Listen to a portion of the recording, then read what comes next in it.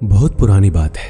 एक आदमी था जिसे एक बीमारी थी, बहुत ही ज्यादा बोलने की। वो 2 मिनट भी शांत नहीं रह सकता था। दवाई के रूप में उसे बोलना जरूरी था, अन्यथा उसके शरीर में हलचल होने लगती थी। उसे किसी भी विषय में हर 2 मिनट में बोलना ही होता था। वो आदमी भी इससे बहुत परेशान था और सोचता था कैसे इससे छुटकारा पाऊं। वो गुरु की तलाश में बाहर निकला। उसे एक पेड़ के नीचे एक गुरु साधना में लीन दिखाई दिए। उसने सोचा यही शायद मेरी मदद कर सकते हैं। वो साधना पूरी होने का इंतजार करने लगा। जैसे गुरुजी साधना से बाहर आए, वो आदमी उनके चरणों में गिर गया और बोला, गुरुजी, मैं आपका शिष्य बनना चाहता हूँ। गुरुजी ने भी उसको अपना शिष्य बना लिया। बाद में गुरुजी को इस बात का पता चला कि उस आदमी को बहुत ही ज्यादा बोलने की आदत है। वो आदमी 2 मिनट भी चुप बैठ नहीं सकता। वो आदमी हर रोज गुरुजी से एक ही बात पूछता कि गुरुजी, इस दुनिया का सबसे बड़ा ज्ञान क्या है? और जब भी गुरुजी से यह सवाल पूछता तो गुरुजी चुप हो जाते, कुछ भी नहीं बोलते, क्योंकि गुरुजी को पता था कि शिष्य को ज्यादा बोलने की आदत है और अभी इसको सबसे बड़े ज्ञान के बारे में बताना व्यर्थ की बात है। इसलिए वह चुप हो जाते थे, कुछ भी नहीं बोलते। वो शिष्य हर रोज एक पास वाले गांव में भिक्षा मांगने जाया करता। वहां से भिक्षा मांगता और वहां से जो कुछ भी मिलता आश्रम में लेकर आता। गुरुजी को इस बात का पता था कि शिष्य को कुछ ज्यादा बोलने की आदत है, इसलिए गुरुजी उस शिष्य का ध्यान रखते कि कहीं मुसीबत में ना फंस जाए। एक दिन वह शिष्य एक गांव में भिक्षा मांगने जाता है और किसी घर में जाकर भिक्षा मांगता है। अब उसे ज्यादा बोलने की आदत थी। वो 2 मिनट भी चुप नहीं बैठ सकता था, इसलिए उसने उस घर में नजर घुमाई तो उसकी नजर एक भैंस पर पड़ी। भैंस शरीर में बहुत मोटी थी और उसके घर का दरवाजा बहुत छोटा था। तभी उस शिष्य ने उस घर के मालिक से कहा, भाई साहब, आपकी भैंस तो बहुत मोटी है और आपके घर का दरवाजा बहुत छोटा है। यदि ये भैंस मर जाए तो इस दरवाजे से इस भैंस को बाहर कैसे निकालोगे आप? जैसे ही ये बात उस आदमी ने सुनी, वो डंडा लेकर शिष्य के पीछे पड़ा उसे मारने के लिए, लेकिन शिष्य वहां से भाग खड़ा हुआ। अब भला कोई आदमी अपने ही घर के नुकसान के बारे में कैसे सुनेगा, वो भी एक भिक्षुक के मुख से। वो शिष्य वहां से भागते हुए एक दूसरे घर में जाता है और वहां पे जाके वो भिक्षा मांगता है और वहां भी उस घर में वो नजर घुमाता है कि किस विषय के बारे में इस घर के मालिक से बात करूं। तभी सामने एक औरत बैठी थी। उस औरत से वो कहता है, देवी, आपने हाथों में इतनी खूबसूरत चूड़ियां पहन रखी है, यदि आपके पतिदेव मर जाए तो इस चूड़ियों का क्या करोगे? वो औरत भी शिष्य पर बहुत गुस्सा हुई और डंडा लेकर उसके पीछे दौड़ पड़ी।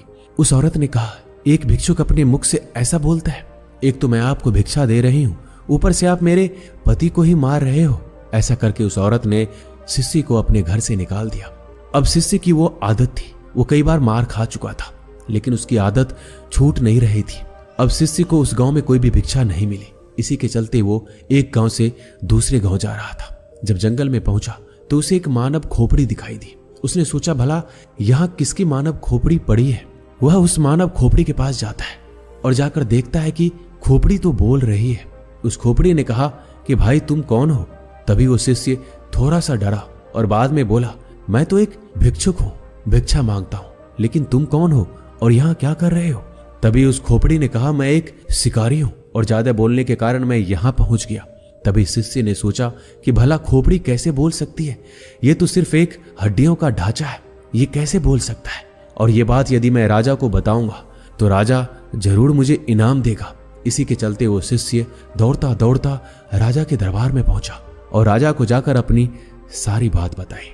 राजा को पहले तो लगा इसने मदिरा पी रखा है और इनाम के चक्कर में इतनी बकबक कर रहा है। बाद में जब शिष्य अपनी बात पर अड़ा रहा तो राजा ने कहा, ठीक है, यदि तेरी बात सच निकली तो तुझे इनाम दिया जाएगा, अन्यथा तुझे फांसी लगवा देंगे। शिष्य ने कहा, महाराज, मैं भला झूठ क्यों बोलूंगा? आप मेरे साथ चलकर जंगल में देख लीजिए, आपको खुद विश्वास हो जाएगा। इसके बाद राजा ने आदेश दिया कि 4 सैनिक इसके साथ जाओ और अगर इसकी बात सच निकलती है तो इसको अपने कंधे पर बिठाकर लाना, और यदि बात झूठ निकलती है तो उसको घसीटते हुए राजमहल लेकर आना। अब जैसे ही चारों सैनिक वहां पर पहुंचे तो वहां पर खोपड़ी पड़ी थी और उस खोपड़ी से वह शिष्य ने पूछा कि तुम यहां कैसे पहुंचे? तो खोपड़ी कुछ नहीं बोली।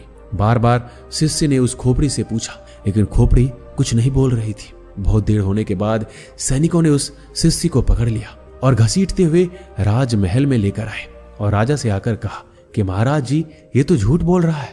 खोपड़ी तो वहां पड़ी है, लेकिन खोपड़ी भला कैसे बोल सकती है? ये तो मूर्ख आदमी है, इसको तो कुछ पता ही नहीं है। तभी राजा ने आदेश दिया कि इस आदमी को फांसी पर लटका दो।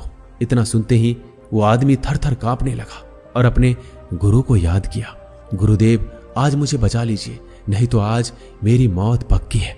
जैसे शिष्य अपने गुरु से अर्जी करता है, गुरु को आश्रम में बैठे बैठे आभास हो जाता है कि शिष्य मुसीबत में पड़ गया है और वो ज्यादा बोलने के चक्कर में ही मुसीबत में पड़ा है।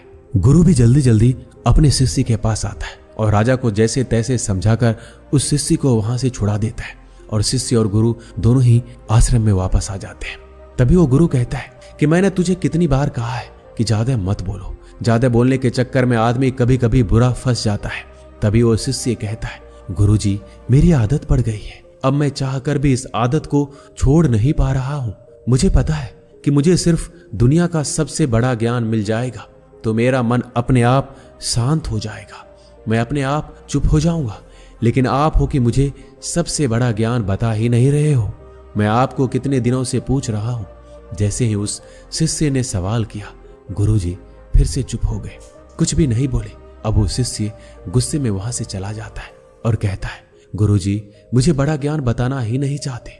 इसके बाद वो शिष्य एक तरफ जाकर बैठ गया। रात का अंधेरा पड़ गया था, शाम हो गई थी। प्रकृति में पाए जाने वाले हर चीज अपनी गहरी नींद में चले गए। तभी शिष्य आकाश में देखता है, सारे तारे टिमटिमा रहे हैं और रात की एक शांत आवाज सुनाई दे रही है जो अंधेरी रात में हमेशा सुनाई देती है।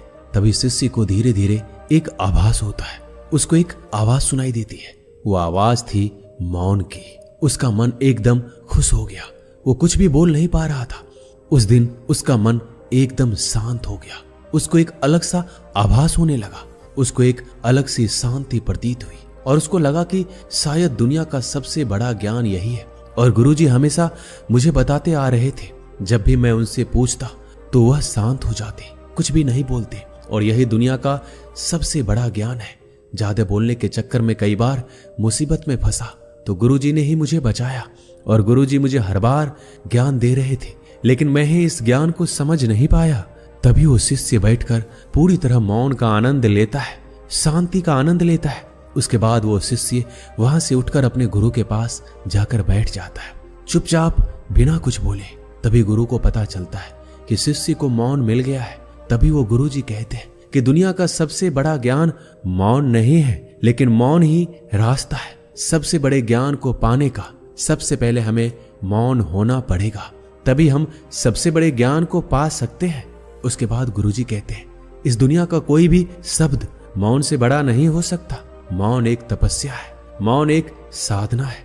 इस मौन को हर कोई धारण नहीं कर सकता, और जिसने भी धारण किया वो दुनिया का सबसे बड़े ज्ञान के चरम पर पहुंच जाएगा, सबसे बड़े सुख के चरम पर पहुंच जाएगा। उसके मन में किसी भी तरीके का सवाल नहीं रहेगा, सब सवाल खत्म हो जाएंगे, कुछ भी नहीं बचेगा, शून्य बचेगा, एक बिंदु बचेगा। बस उस बिंदु में ही जलता है असली बौद्ध का दिया। उसके बाद उस शिष्य कहता है, गुरुजी आखिर मौन कैसे रहूं? मैं जब भी ध्यान करने बैठता हूं तो मेरा मन एक जगह लगता ही नहीं, मेरे मन में हजारों विचार आते हैं। मैं जितना मौन होने की कोशिश करता हूं इतना ही मेरे मन में ज्यादा विचार आते हैं। ऐसे में मैं क्या करूं?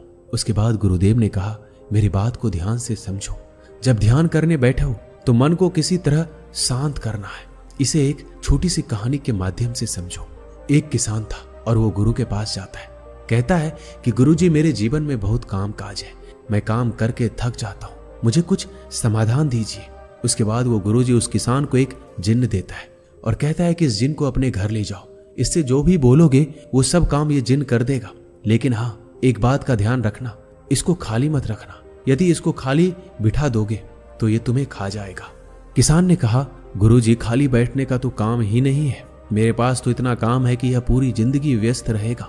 इसके बाद वो किसान उस जिन्न को लेकर अपने घर चला जाता है, लेकिन वो जिन्न था हर काम को बड़ी जल्दी कर देता था। उसने तुरंत किसान का काम कर दिया। जब खाली हुआ तो किसान ने अड़ोसी पड़ोसियों के काम करवाए, फिर भी लेकिन वो जल्दी से काम को खत्म कर देता और काम खत्म करके वापस किसान को बोलता कि मुझे जल्दी काम दो, नहीं तो मैं तुम्हें खा जाऊंगा। अब किसान इस चीज से परेशान होने लगा वो वापस उस जिन को गुरुजी के पास लेकर गया और कहा, गुरुजी अब इसका समाधान दीजिए, ये तो बड़ा जल्दी काम को कर देता है और मुझे खाने के लिए कहता है। तभी वो गुरुजी उस जिन को और किसान को लेकर उस खेत में जाते हैं और उस जिन को कहता है कि एक बांस का डंडा लेकर आओ। वो जिन एक बांस का डंडा लाता है और गुरुजी उसको खेत में रोप देते हैं। उस डंडे को रोप कर उसके बाद गुरुजी उस जिन को कहते हैं, जब भी तुम्हें ये किसान कोई काम के लिए बोले और काम खत्म हो जाए तो इस डंडे पे चढ़ना और उतरना। तुम्हारे पास जब काम ना हो तो ये काम करते रहना। ये सुनते ही किसान बहुत खुश हो गया क्योंकि उसको समाधान मिल गया था। अब अगर जिन के पास काम नहीं रहेगा तो वो डंडे पे उतरता चढ़ता रहेगा। अब वो किसान को परेशान नहीं करेगा। हमें ध्यान के समय में अपने मन को सांस के साथ बांध देना है। जैसे सांस बाहर जाती है तो उसके साथ मन को बाहर, और जैसे ही सांस अंदर जाती है तो मन को अपने अंदर। धीरे धीरे इसका अभ्यास करते जाओ। धीरे धीरे आपका मन शांत हो जाएगा। ऐसा नहीं है कि सिर्फ तुम ध्यान के समय ही ऐसा करो। जब भी तुम कुछ काम करते रहो, कहीं जा रहे हो, किसी से बात कर रहे हो, उस समय मौन रहकर अपनी सांस पर ध्यान दो। अपने मन के अंदर की आवाज को सुनो, सांस की आवाज को सुनो और उसी के साथ अपने मन को जोड़ दो। धीरे धीरे आपका मन पूरी तरह शांत हो जाएगा। जब भी कभी बोलना पड़े, किसी को जवाब देना पड़े, पहले याद कर लो कि क्या बोलना है। उसके बाद कम से कम 5 सेकंड रुक जाओ। उसके बाद ही अगले को जवाब दो। इससे तुम्हारा ज्यादा बोलने की आदत भी कम हो जाएगी। और जब तुम्हारे पास बोलने के लिए 2 ही बातें हो, उनमें से एक ही बात बोलो। और जब तुम्हारे पास बोलने के लिए 3 बातें हो तो उसमें से 2 ही बोलो। धीरे धीरे ज्यादा बोलने की आदत चली जाएगी।